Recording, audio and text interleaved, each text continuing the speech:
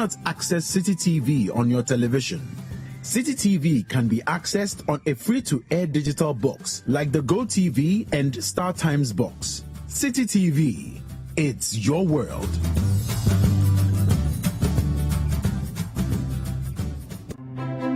Imagine if you can get all the understanding on some of the difficult subjects you struggle with in school. As a student, do you feel dissatisfied with how hard it is to figure out the subject you're learning? Or as a parent or guardian, do you worry that your child is struggling to understand some of the subjects in school? Well, now you don't need to sign up for extra lessons or tutors. Simply tune in to Class Act, Mondays to Thursdays at 5:30 p.m. on Citi TV. Class Act is a show that seeks to enable senior high school students gain a much better understanding of what they learn in school. All you need is a TV, a chair, your notebook, and your pen. Get clarity on subjects such as maths, English, IT, and science. Class Act airs every Monday to Thursday at 5:30 p.m. on Citi TV on DSTV channel 363 and Go TV channel 182. Don't forget your pens, pencils, and your notebooks, and tune in to Class Act only on Citi TV.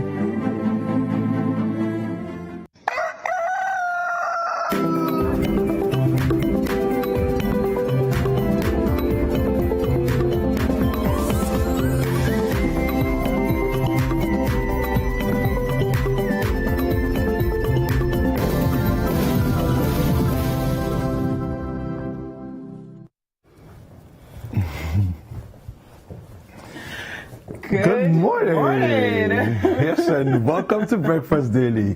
Jifa, how are you? I'm good. How are you? I'm very well, thank you. Yeah. It's 10th day of September. Yes, it is. I mean, September is galloping. Speeding. Yeah. I can't wait. I'm waiting for 2021 to be, to be here. I know, right? It's been a very long 2020. Yeah, absolutely. Well, wherever you're watching us from, welcome to Breakfast Daily. My name is David Kwekusechi. And I am Jifa Ikia Ametam. It is an interactive show, so wherever you are, we want to hear from you. If you have some birthday wishes, just general reflections of the year, we want to hear them. Just use the hashtag Breakfast Daily to get them to us. Yes, and we have a WhatsApp line too, 0550585832. For those of you who are watching outside Ghana, you want to contribute, please add +233. Yeah, and every morning we start the show off with some words of inspiration. Yeah. Let's take a look at our quote today. So the quote of the day today comes from Norman Vincent and says, change your thoughts and change your world. Change your thoughts and you change your world. Those are words to live by. Change your thoughts and you change your world. And I think that quote there is very appropriate for today. Today being World Suicide Prevention Day. Yeah. And I think that for a lot of people, it all starts in the mind.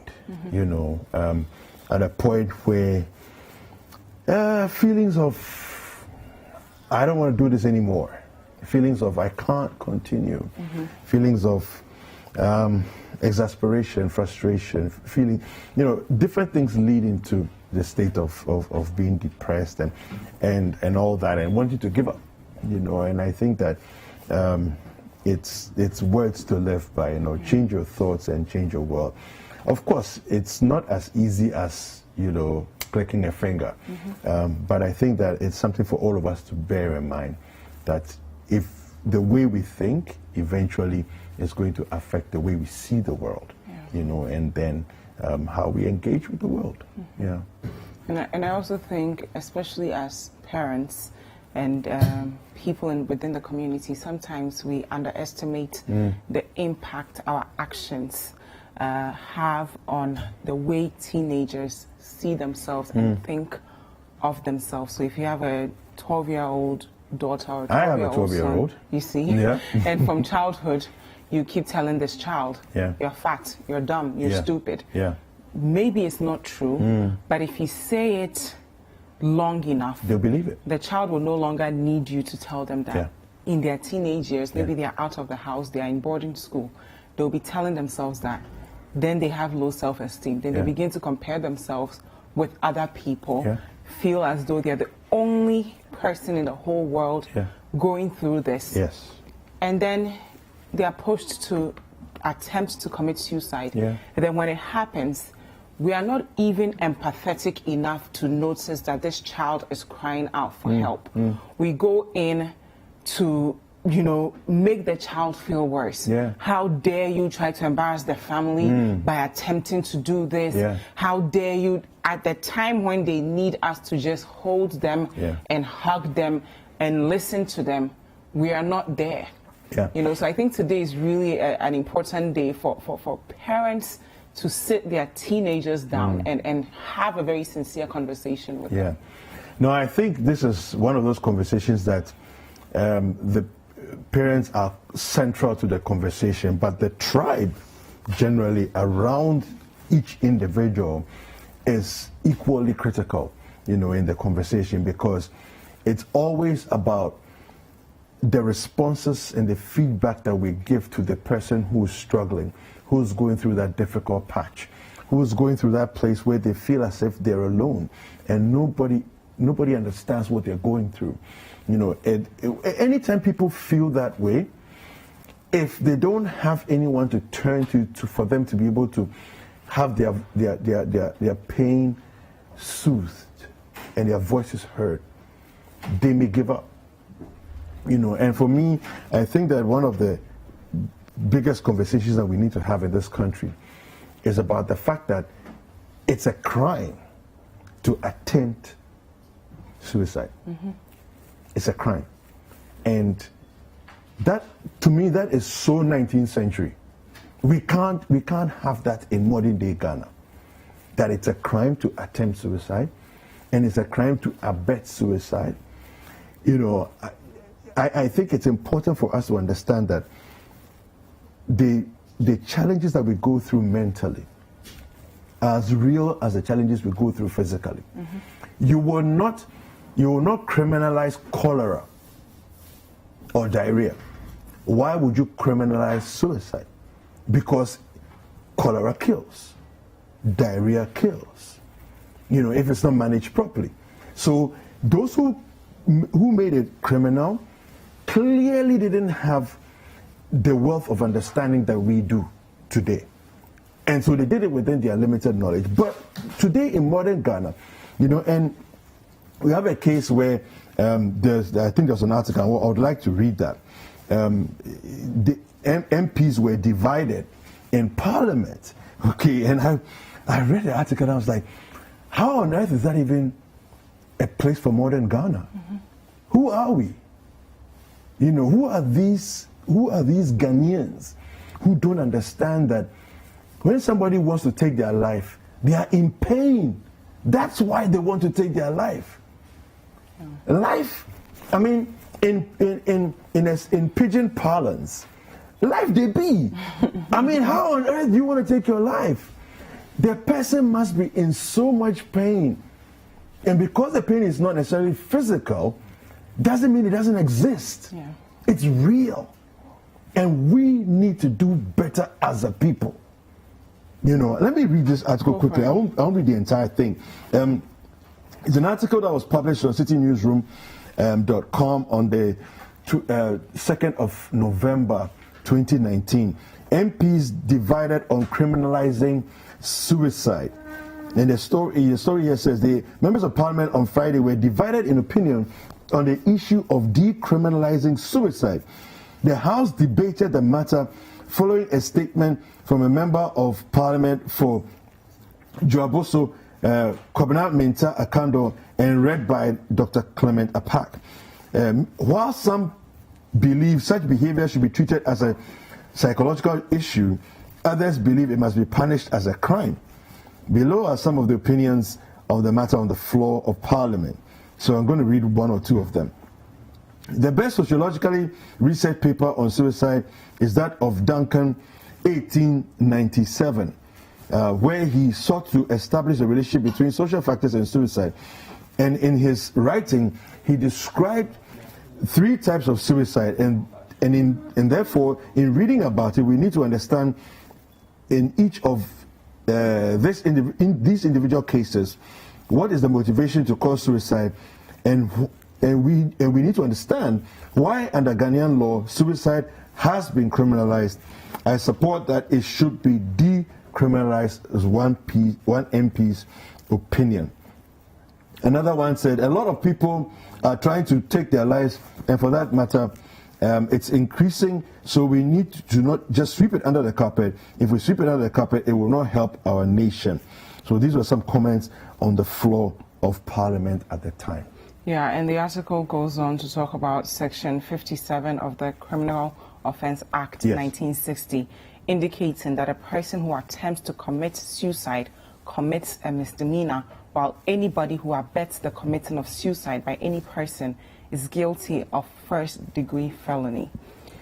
A person who attempts to commit suicide but failed may be fined, sentenced to 3 months imprisonment, or both by a contempt court of law. This makes absolutely no sense to me. I mean, yeah, that's a competent court of law. I mean, I don't get it, right? Because for a person to get to a point where it takes a lot to want to take your life.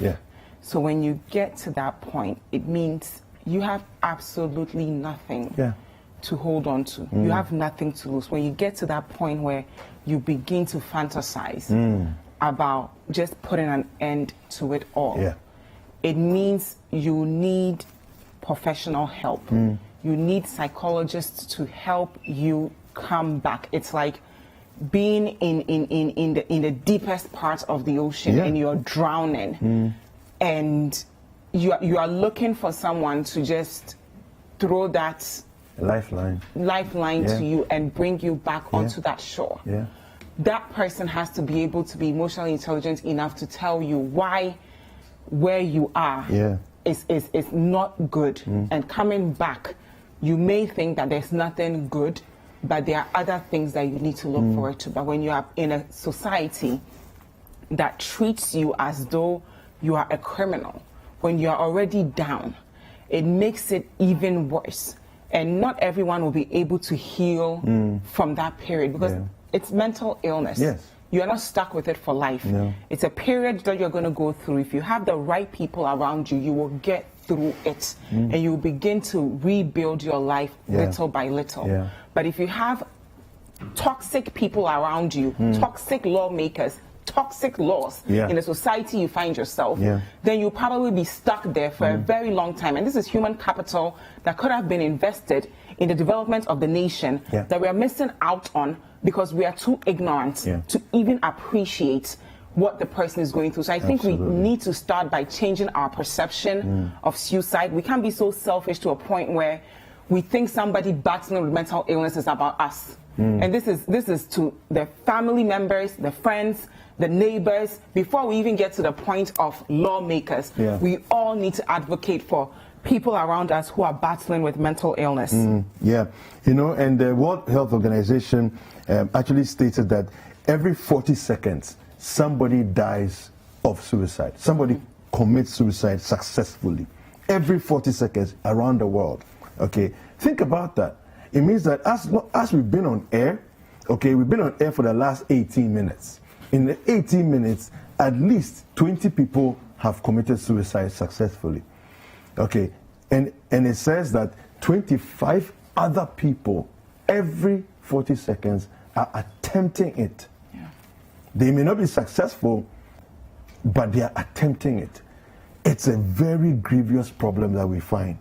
Okay, and in Ghana, we cannot put our heads in the sand and act like ostriches. This is a real problem, and it's not, and like Jifa said, let's stop being selfish and thinking that, you know, you've embarrassed us by attempting to commit suicide. No, stop it. The person is in pain, suffering. It's a difficult space to be, where you've lost all hope, and the possibility of death is more attractive than the possibility of enjoying another day of life. That place is not a place where anybody, any right-thinking Ghanaian should be thinking of it as a crime. I'm calling on all our MPs, those who sat in opposition to decriminalizing. Think about it. No one gets up in the morning and says, today is a happy day, today is a fantastic day, let me take my life. No, that's not how it works. Person is in pain, a lot of pain, and you need to do better as MPs. You are representing us. Who is it that you're actually representing? Yourselves or we the people? If you're representing us, then you need to understand how people function. It's a mental challenge, difficulty. And the Mental Health Authority has spoken extensively on this matter. You know, so there's no way we can sit up there as lawmakers and act as if we are in a bubble on our own and that the real Ghana doesn't, matter to us. You know, the the Ghana Psychological Association released a presser yesterday, and I'm going to read parts of it that I found alarming. So it's titled World Suicide Prevention Day. Okay. Here are some statistics for you. 3 in 10 junior high school students in Ghana report attempting suicide in the past 12 months, while 2 out of 10 senior high school students report attempting suicide during the past 12 months. Among school-going deaf adolescents, 1 in 10 students report attempting suicide in the past 12 months. Across second cycle schools, about 2 in 10 students report intentional self-injury or self-poisoning in their lifetime. 2 out of 5 adolescents who identify as LGBT engage in self-poisoning or self-injurious behaviors. These are teenagers. Before you even get to the age of 18, 20, 21, you are thinking about ending your life. 2 out of 10. That's crazy. And as I'm reading this, I'm asking myself, how many of us listen to young people? And we know how brutal teenagers can be to each other. You go to school, your peers are bullying you.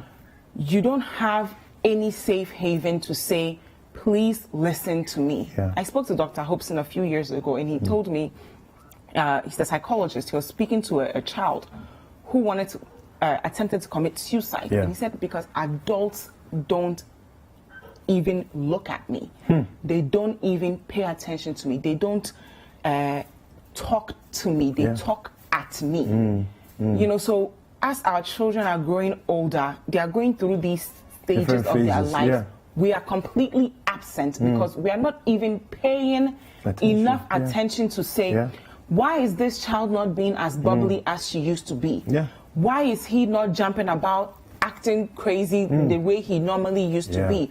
Why has his behavior changed?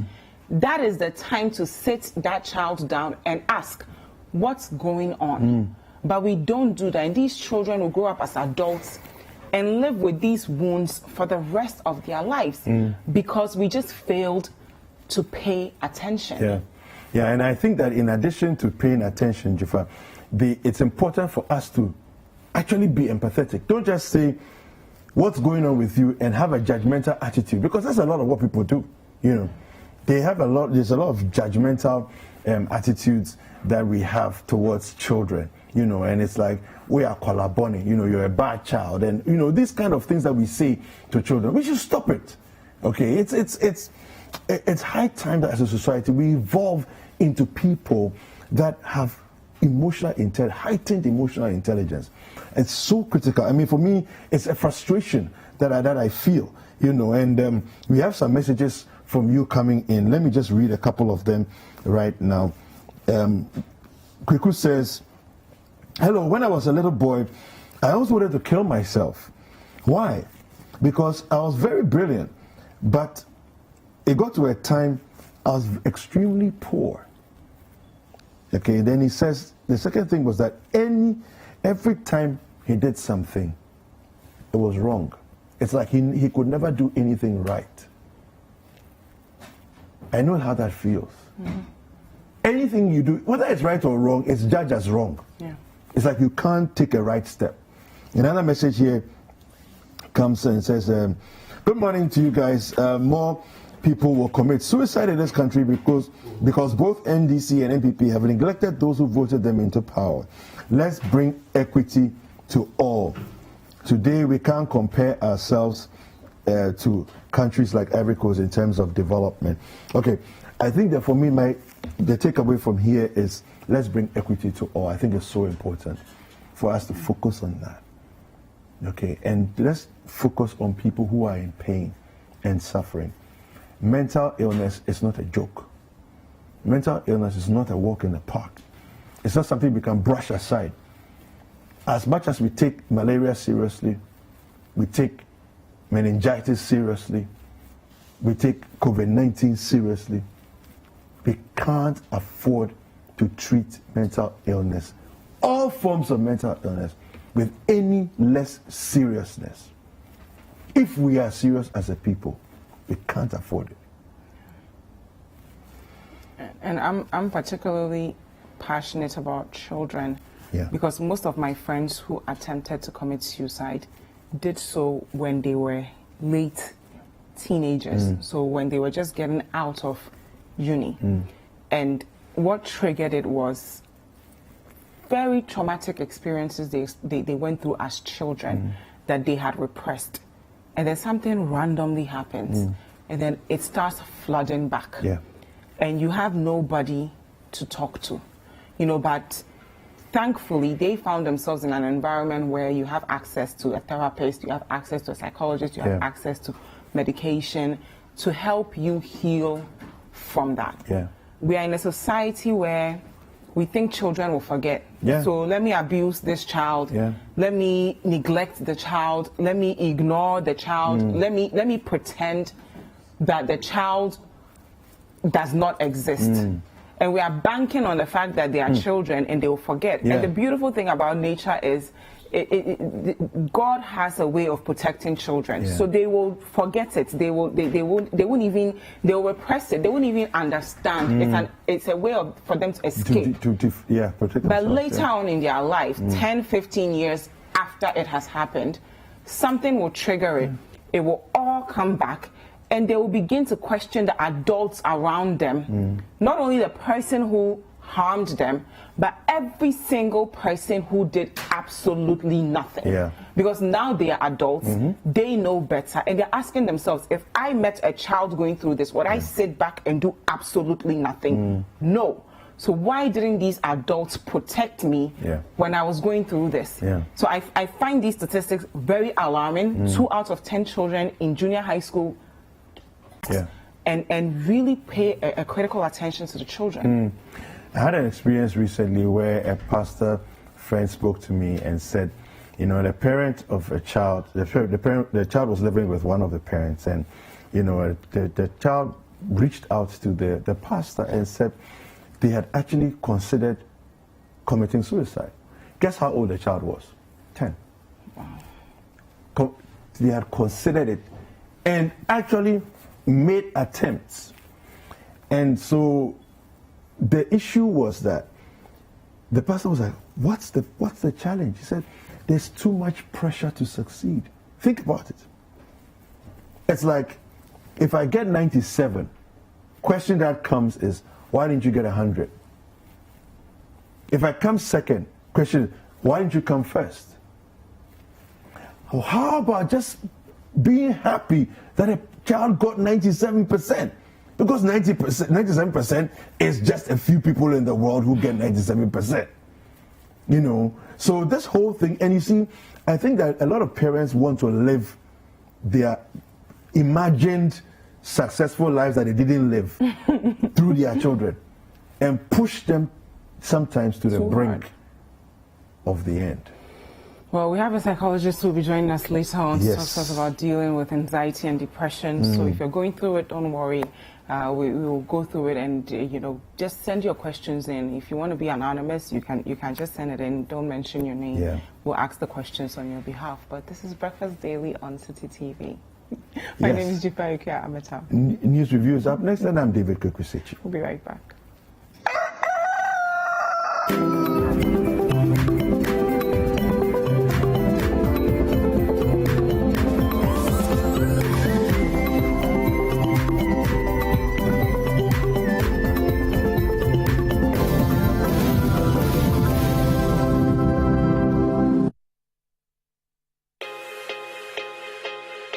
There is no promise we cannot keep.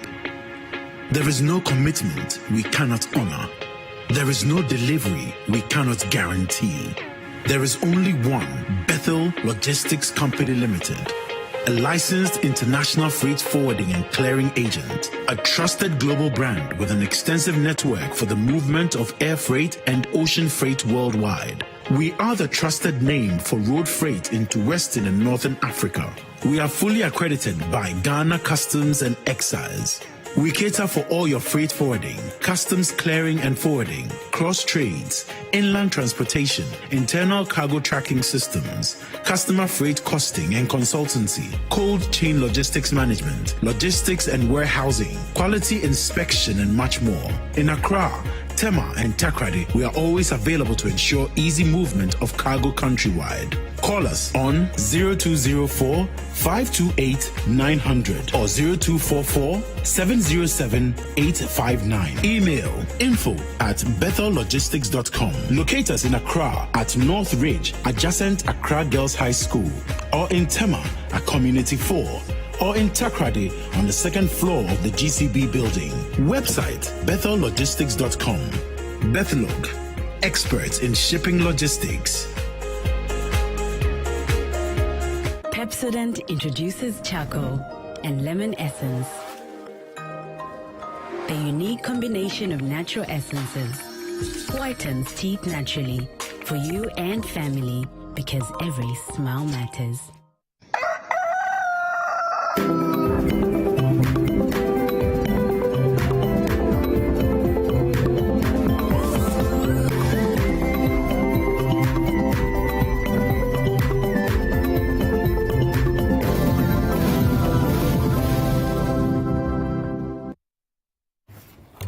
All right, welcome back. It's time for us to go into the news review. In this segment, we want to hear from you. So you can use the hashtag Breakfast Daily for us to hear what you're thinking on all social media platforms. If you happen to watching by Facebook, you can comment on the stream below. And then also, we have a WhatsApp line as well, 0550585832.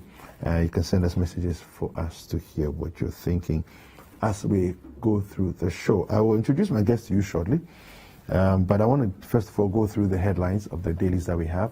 We'll do a few online stories, and we'll come back and start the conversation. On the front page of the Daily Graphic, curbing examination malpractice, rogue websites hot. President cuts sought for recycling plant at Fiaso. On the front page of the Ghanaian Times, Bono East gets 50 million euro waste treatment plant. President cuts sought for construction work to begin. Chiefs, people of 3 Achim states demo after former President Mahama. Man jailed for 10 years for robbery. Ghana population housing census now takes place next year. Front page of the Chronicle. Retract and apologize for your Sakawa endorsement, demonstrators tell Mahama. 50 million euro compost plant for Techiman. Retool Navy to fight pirates. This is coming from a retired colonel. Front page of the Daily Heritage. Mahama owes no apology. This is regarding the Achim Sakawa saga. Ejinim Boateng is the one speaking here. Ofanko murder case. Killer landlord for Ankafo today. Construction of 15 million euro waste treatment plant begins in Bono East. US-based Ghanaian pastor arrested for killing wife. All right, on the front page of the Finder newspaper, 50 million euro compost plant for Techiman. President Kassot and says it will provide jobs for youth. EcoBank's performance sterling. This is coming from Price Waterhouse. And we can move on and do some online stories now. And on citynewsroom.com, NDC's model for preparing manifesto is the way to go, says Iwa Dakon. Piracy. Ghana collaborates with Nigeria and others to rescue kidnapped Koreans. I never took a penny as MD of Tor, says Iwa Dakon. NDC's manifesto full of packaged lies. This is coming from Ursula Usu. Mohammed's incompetence will cause NDC's defeat in 2020 polls, says Baumia.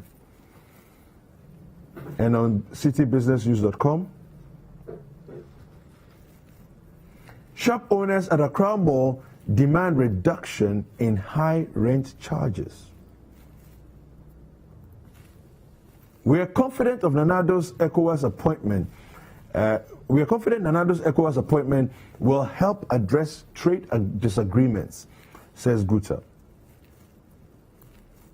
COVID-19 pandemic. Supply of aviation fuel dropped by 60% in the first half of 2020. Stakeholders urge government to amend or scrap law on importation of accident cars. Official liquidator for defunct fund managers seek clients' help to prosecute ex-officials. And on My Joy Online, Ghanaian pastor reportedly kills wife in Florida by shooting her 7 times. And on BBC.com, Africa Live, Nobel laureate Denis Mukwege put under UN security. So for more news, kindly go to citynewsroom.com, and for more business news, kindly visit citybusinessnews.com.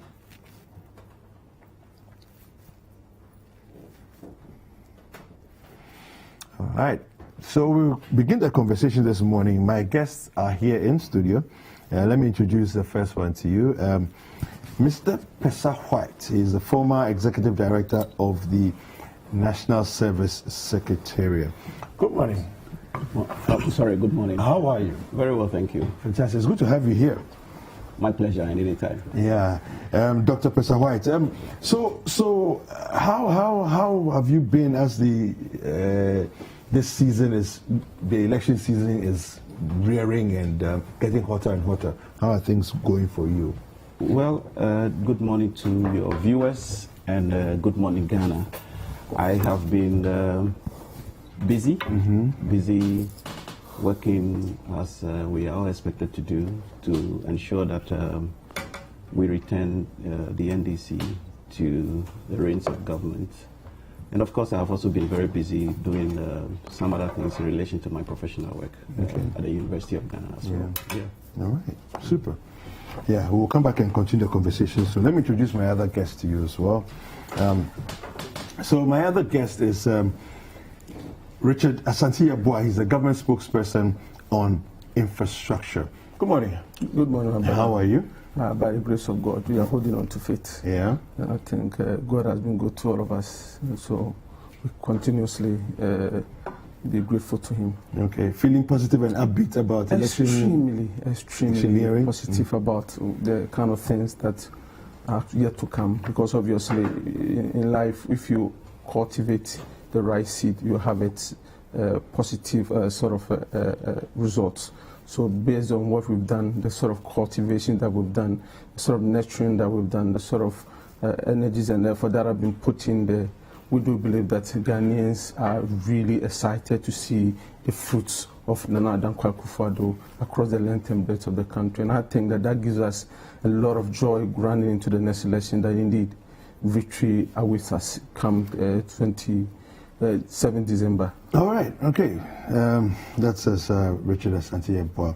Let's get into the stories for today. I want to start discussing initially the general election, 2020 general election coming up, and the matters therein. The Achims have given Mahama an ultimatum to apologize over a Sakawa tag. Let me just quickly read that story there, and then we'll get into the conversation.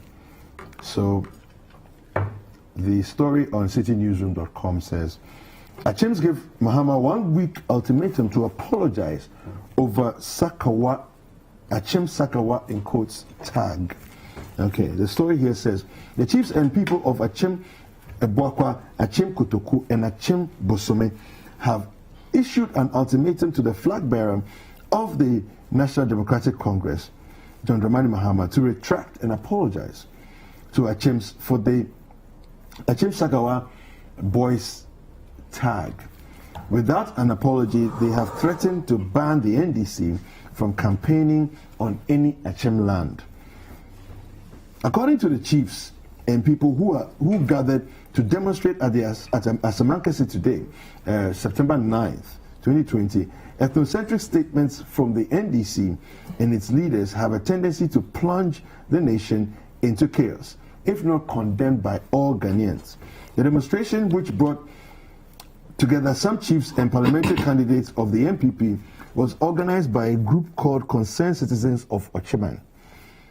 The group, in a statement, said, we are the concerned citizens of Achim, call on the elders of the NDC to advise Mr. Mahama to apologize unconditionally to the entire citizenry of the 3 Achim states within 72 hours and pledge not to make such derogatory statements in the future. Failure to comply will cause all Achims to prevent Mr. Mahama and the NDC from campaigning in any of the 3 Achim states. The demonstrators, who all clad in red and black attire, wielded placards with inscriptions such as "Progressive Dialogue, Not Insults." Archibald Intriakwa, the president of the Achiman Youth Association and one of the conveners of the demonstration, called on Mr. Mahama to retract and apologize in his own interest. The Enum Asukwahene Berma Esukwesi Mensa Bediakon III also gave the former president and the NDC an ultimatum to apologize or be banned from campaigning on Achim lands. All right, let me start with you, Dr. Esha White. What's the NDC going to do in response? Well, thank you very much. I don't think the NDC will do anything. This is one classic example of much ado about nothing. First of all, let me say that the individuals who demonstrated don't represent the entirety of the people of Achim. I have seen other statements on social media from other groups of people who are from the Achim area that have condemned the demonstrations and have demonstrated their support for comments made not by the former president but by a member of the NDC, which was shared widely by various individuals, including myself, the former president, and so many other people. And so the demonstrations are much ado about nothing. But let me say that we are in a democracy. And so demonstrations are very much welcome. So do you think that the former president's sharing of Isaac Adongo's article and tagging it as it's time for the Achim Sakawa boys and the grandpas to go, that comment was a fair one? I don't think there is anything fundamentally wrong. In fact, this is not a comment that suggests that either Honorable Adongo or the former president was denigrating the entirety of Achim people. No. This was, in Adongo's article, a description of specific named individuals whose activity in government seeks to undermine not only the public purse, but also burden the future of this country. They themselves do not deny the fact that they are individuals who hail from Achim, unless today they are denying that they are denying that they hail from Achim. But it is also surprising because this whole thing did not start now. I mean, one of the very leading members of the MPP some years back wrote a book, Chasing the Elephant into the Bush. And in that book, described this same group as the Achim Mafia. I don't know why at the time there were no demonstrations to, and even now no demonstrations to ask for that particular name or description to be expunged.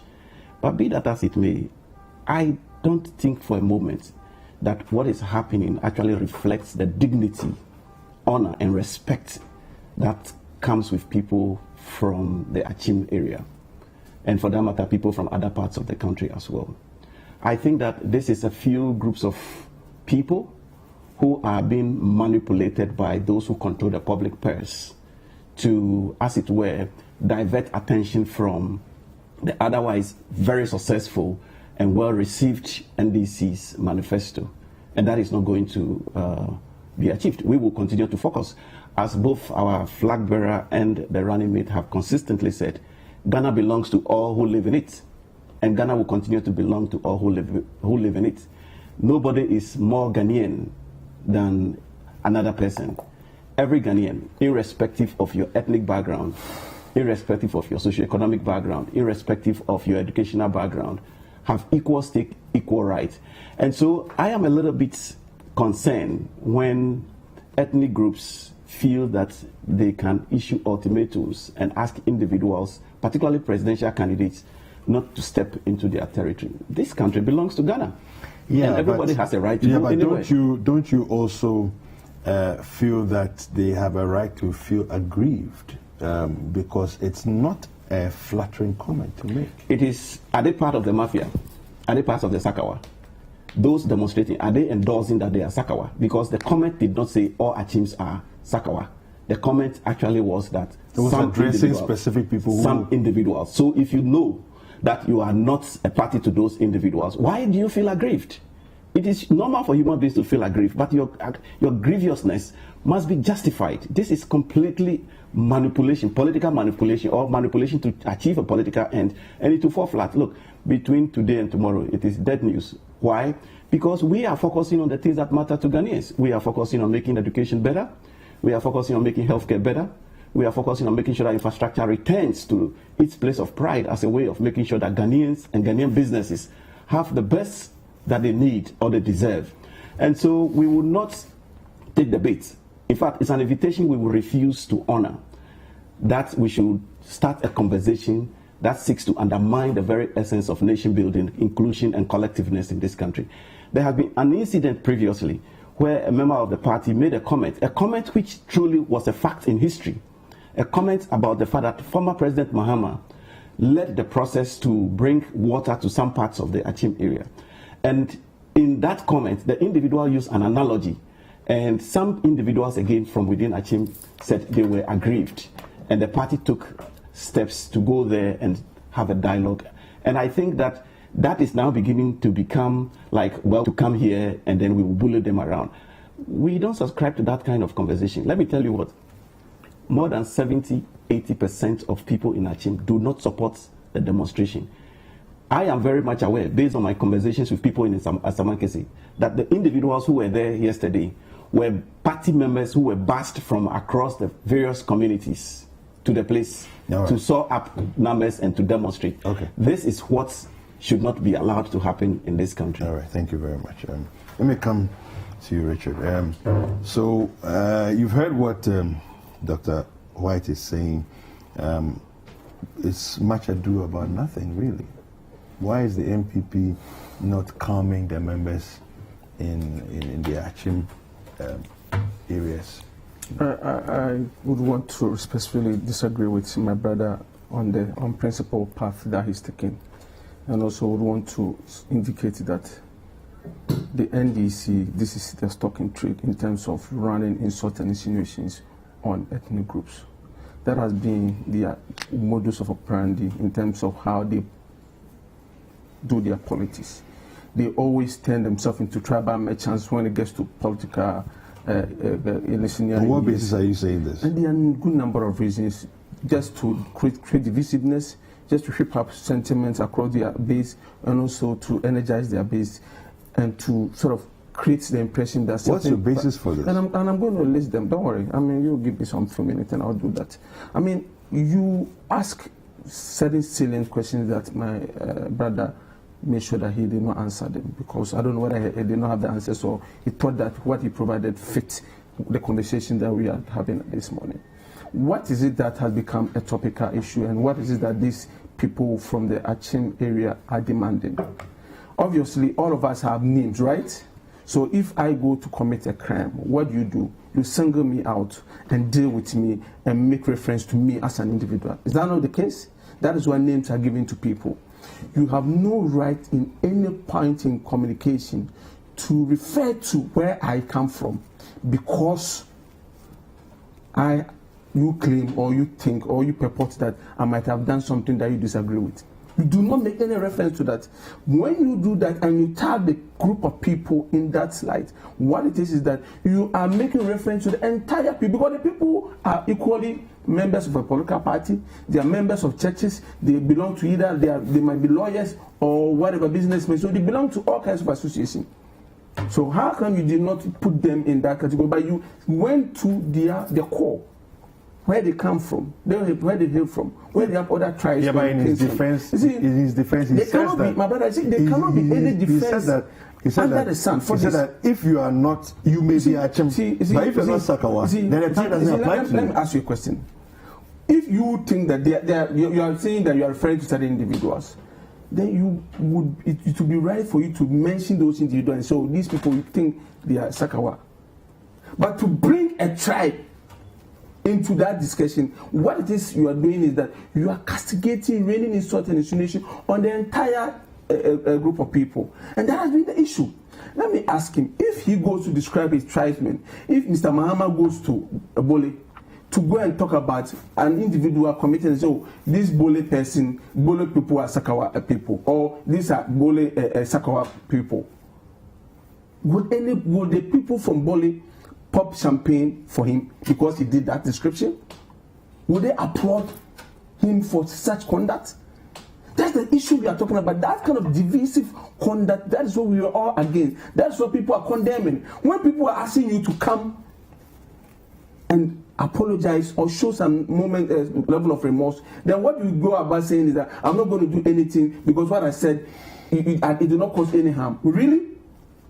The people are telling you that that is not how to communicate. You can talk about anything. You can disagree, show the signs of disagreement with whatever is being done. You can even go to court if this is based on national issues and policies and you think that something untoward is being done. You can go to the court and seek for redress. But do you have the right to describe an entire ethnic group in that light, calling them Sakawa? What does Sakawa they are describing such terms? Yeah, but would we applaud anybody to do that? But Richard, it's a bit of a stretch. And this is a formal. It cannot be a bit of a stretch to say that the entire group was. No, of course, it is not, because if you had not mentioned Achim in the discussion and mentioned the individuals' names, obviously nobody would have come. Yeah, but the Achim in this case is a descriptor, so he's using the Achim to describe a group of people whom he's saying it's time for them to go. No, I'm saying that not that the other aspect of it, going and coming or whatever. That's what we are looking at. The Sakawa thing that was placed on the good people of Achim, that has become the issue here. You could have said anything, but calling a group of people Sakawa because you think that an individual comes from the place and the person might have done something that you disagree with. Do you have to do that? You could have mentioned the individual's name. You could have mentioned the person's name. Or list the list of the people that you claim are doing something that you disagree with. But you have no right to introduce that tribal element in the discussion. And that is the difficulty. David. Yeah, I'll let you. And that's the difficulty with the NDC. And this has continued unabated. You remember that in time past, he alluded to that point. And that is true. History will bear that out. That the NDC, at a certain moment, have one of their organizers within that area describing the Ochihini of sharing water with animals. President Mahama called the Achim area as the headquarters of Galamsey. But whilst Galamsey was being perpetrated at his backyard, Bole,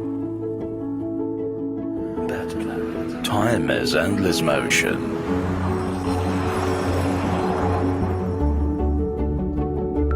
Make time work for you.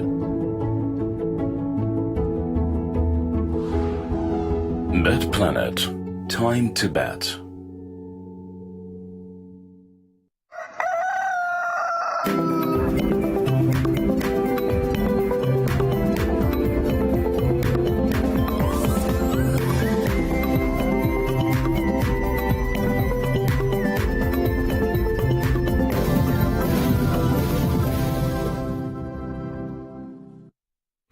All right, welcome back from that short break.